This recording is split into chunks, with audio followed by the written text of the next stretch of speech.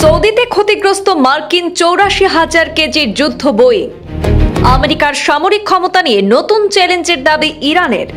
Airborne warning and control system বিমানের ধ্বংসাবশেষ পড়ে রয়েছে সৌদির প্রিন্স সুলতান বিমান ঘাঁটিতে।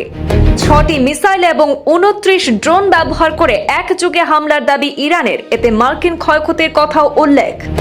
এবার আমেরিকার আধুনিক যুদ্ধে আকাশের গুরুত্বপূর্ণ নজরদারি ব্যবস্থাকে ক্ষতিগ্রস্ত করার দাবি ইরান রেভলিউশনারি গার্ডের।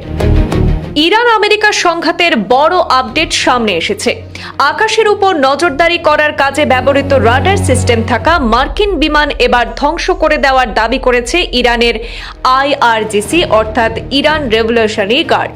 তথ্যমতে ড্রোন মিসাইল চালিয়ে মার্কিনী যুদ্ধ বোয়িং E-3 সেন্ট্রি গড়িয়ে দেওয়া হয়েছে।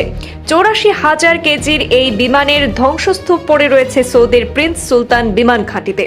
আন্তর্জাতিক সংবাদ সংস্থা অ্যাসোসিয়েটেড প্রেস জানিয়েছে, এই ভয়ঙ্কর হামলায় অন্তত ১০ জন মার্কিন কর্মী আহত হয়েছেন এবং তাদের মধ্যে ২ জনের অবস্থা গুরুতর বলেও জানানো হয়েছে।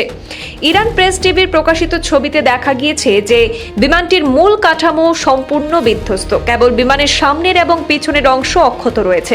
জানা গিয়েছে যে এই হামলায় ৬টি ব্যালিস্টিক মিসাইল, ২৯টি ড্রোন ব্যবহার হয়েছে। এই হামলায় মার্কিন সেনার কমপক্ষে ২টি বোয়িং KC-135 স্টেটো ট্যাঙ্কারের ব্যাপকভাবে ক্ষতি হয়েছে বলে দাবি ইরানের। মাঝ আকাশে যুদ্ধ বিমান এবং নজরদারি বিমানে জ্বালানি সরবরাহে এই বিমান ব্যবহার করা হয় রিফুয়েলিং বিমান বলেও যাকে উল্লেখ করা হয়েছে। ইরান রেভলিউশনারি গার্ড কর্পসের দাবি, দীর্ঘ পাল্লার এবং মাঝারি পাল্লার ক্ষেপণাস্ত্রের পাশাপাশি আক্রমণাত্মক ড্রোন ব্যবহার করে মার্কিন যুক্তরাষ্ট্র এবং ইসরায়েলের সঙ্গে সংশ্লিষ্ট বিভিন্ন স্থাপনায় হামলা চালিয়েছে তারা। তেহরান আরও বলছে যে তারা MQ-9 ড্রোনকে মাটিতে নামিয়ে F-16 বিমানে আঘাত করেছে। উল্লেখ্য, বোয়িং E-3 সেন্ট্রি হল airborne warning and control system বিমান, মানে আকাশে উড়ন্ত রাডার এবং কমান্ড সেন্টার। আধুনিক যুদ্ধে আকাশের মস্তিষ্ক হিসাবে যা দেখা হয়ে থাকে। দূর থেকে শত্রু শনাক্তকরণের পাশাপাশি বায়ু যুদ্ধ নিয়ন্ত্রণ, রিয়েল টাইম নজরদারি এবং মাল্টি ডোমেইন কোঅর্ডিনেশনের কাজ করে থাকে। মার্কিন যে দামি বিমানটি, সেটি এখন ধ্বংসস্তূপে পরিণত হয়েছে সৌদিতে।